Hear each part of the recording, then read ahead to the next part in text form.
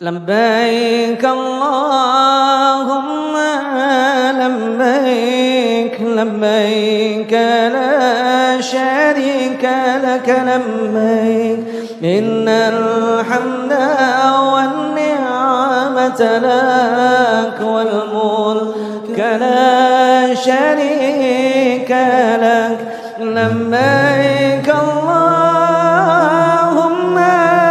لبيك لبيك لا شريك لك لبيك إن الحمد والنعمة لك والملك لا شريك لك لبيك اللهم لبيك لبيك لا شريك لك لبيك إن الحمد والنعمة لك والملك لا شريك لك لبيك اللهم لبيك لبيك لا شريك لك لبيك إن الحمد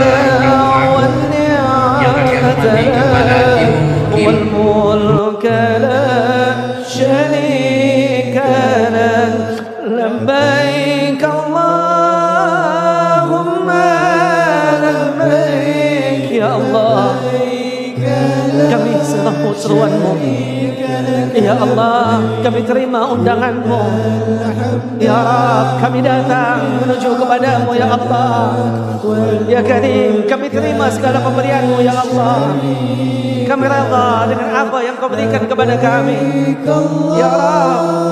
Selamatkanlah saudara-saudara kami yang akan menjadi tetamu-Mu, yang akan menjadi tetamu kekasih-Mu. Terimalah segala ibadah mereka dan terimalah ibadah kami semua ya Allah ya Karim. Semua yang hadir di majelis ini ya Allah, yang melantunkan talbiyah kepadamu ya Allah, sahutlah seruan kami ya Allah. Jadikanlah kami di antara hamba-hamba pilihan-Mu yang nanti akan menjadi tetamu-Mu dan tetamu kekasih-Mu ya Allah.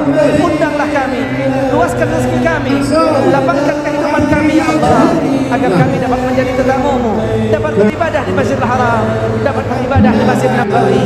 Fataqabbal minna ya Allah.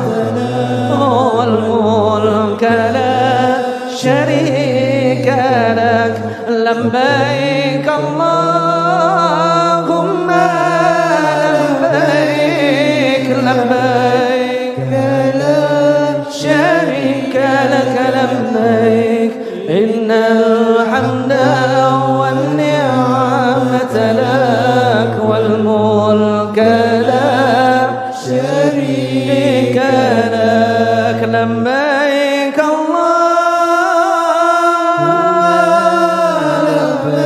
اللهم صل وسلم وبارك على سيدنا محمد. فتقبل منا يا الله بصلوات على نبيك الكريم ورسولك العظيم والنعمة لك والملك لا شريك لك صلاة الله سلام الله على طه رسول الله. Semua berangkat di rombongan waktu 10. Betul 9 udah berangkat belum? Total termasuk yang itu ya.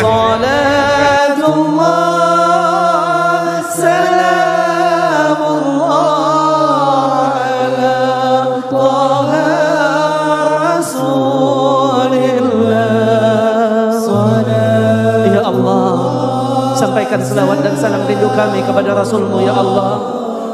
Sampaikan selawat dan salam cinta kami kepada Nabi-Mu ya Allah ya Rabb. Jangan jadikan kami hanya menyampaikan selawat dan salam di sini ya Allah. Undanglah kami sehingga kami dapat memberikan salam di depan rumah suci Nabi-Mu ya Allah ya Rabb. Seandainya kami tidak sempat untuk berziarah kepada Nabi-Mu, sedang ajal kami telah tiba ya Allah, maka kami mohon kepadamu ya Allah, kumpulkan kami bersama Rasulullah Rasulullah nanti di yaumil mahsyar.